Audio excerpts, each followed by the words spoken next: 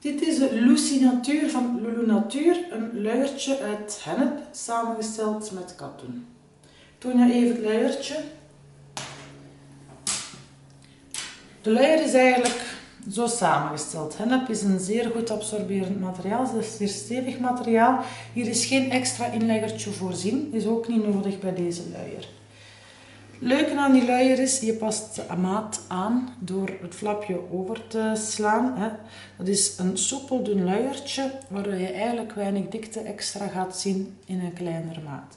Omdat het een meegroeiluier is, is het natuurlijk ook goedkoper in aankoop, omdat je maar één maat aankoopt. Ik ga hem jou even tonen op deze pop. Dus je legt het luiertje onder de pop. Bij deze pop pas ik de maat aan.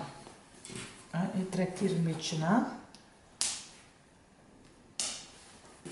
Zo, aan één zijde en aan de andere zijde. Zo ziet de Lucy Natuur eruit. Past mooi aan al vanaf klein, vanaf het babytje klein is.